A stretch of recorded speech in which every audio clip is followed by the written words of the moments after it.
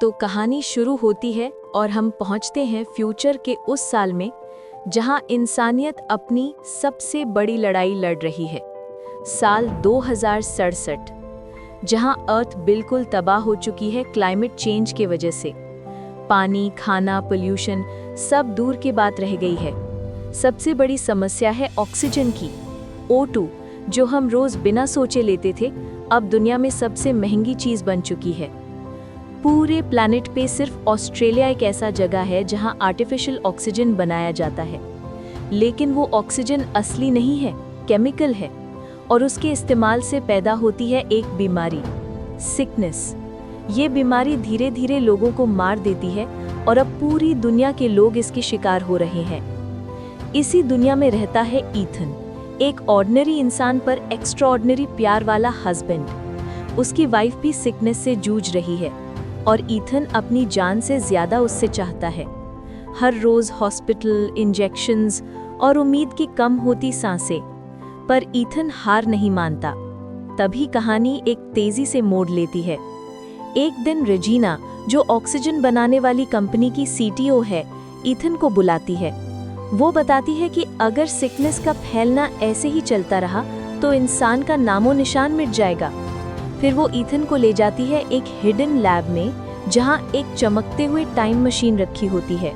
वो कहती है, ये मशीन तुम्हारे फादर ने 20 साल पहले बनाई थी और तुम्हारी रिस्ट वॉच वो इस मशीन का पार्ट है। तुम्हारे फादर ने वो तुम्हें बचपन में फिक्स की थी, इसी वजह से आज बिना तुम्हारे ये मशीन नहीं चल सकती। ईथन के लिए ये सब झटका होता है। पिता, जिसे वो अपना विलेन मानता था, उसने शायद दुनिया बचाने के लिए ही ये सब किया था। रेजिना बताती है कि 400 साल फ्यूचर से एक मैसेज आया है, साल 2474 से। वहाँ लोग कह रहे हैं कि यहाँ सब सही हो गया, पेड़ पौधे, ऑक्सीजन, प्रकृति वापस आ गई है। अगर ईथन फ्यूचर में आकर ये जान सके कि कैसे नेचर ने खुद को रिवाइव किया, तो हम 2067 में उसे रिक्रिएट करके दुनिया बचा सकते हैं। ईथन पहले तैयार नहीं होता, वो वाइफ को नहीं छोड़ना चाहता। उसके पिता ने भी काम के लिए फैमिली छोड़ी थी और ईथन वो रिपीट नहीं करना चाहता। पर जब वो बात वाइफ को बताता है, उसकी वाइफ कहती है, तुम जाओ, क्योंकि अगर ईथन सक्सेसफुल हुआ तो ना सिर्फ दुनिया बल्कि वो भी बच सकती है।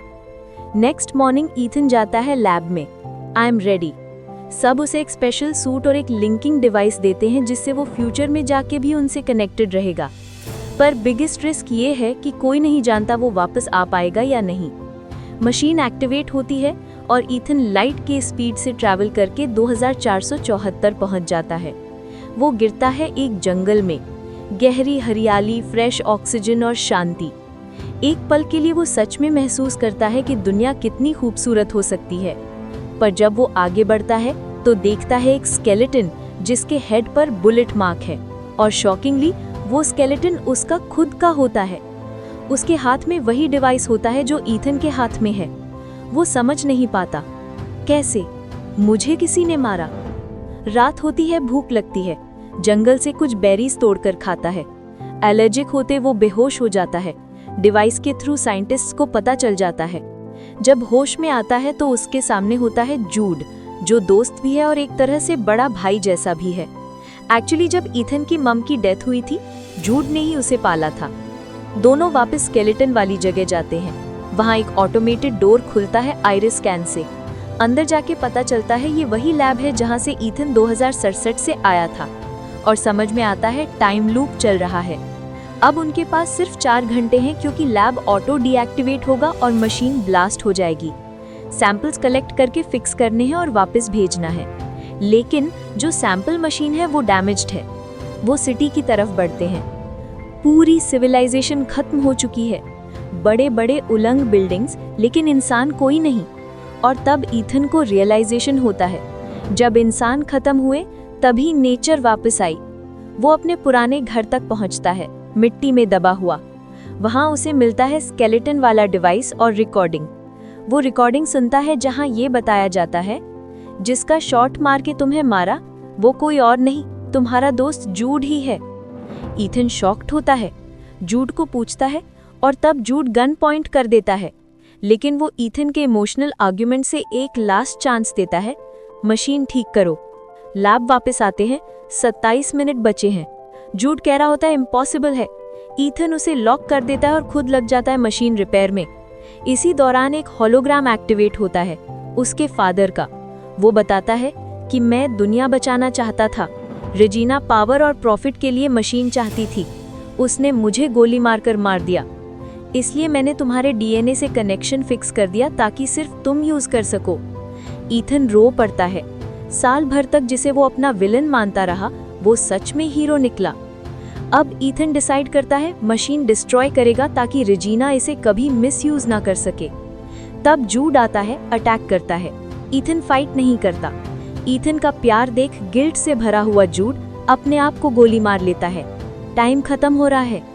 ईथन सैंपल मशीन ठीक करता है, बहुत सारे जंगल के पौधे और फादर का लॉग रिकॉर्ड करके 2067 में भेज देता है। सबको पता चल जाता है रेजिना ने कितने बुरे इरादे रखे थे। उसे अरेस्ट कर लिया जाता है। ईथन एक फ्लावर वाइफ के लिए सेंड करता है, एक मैसेज के साथ, आई वोंट रिटर्न। 2474 में वो टाइम पोर्टल डिस्ट्रॉय कर देता है।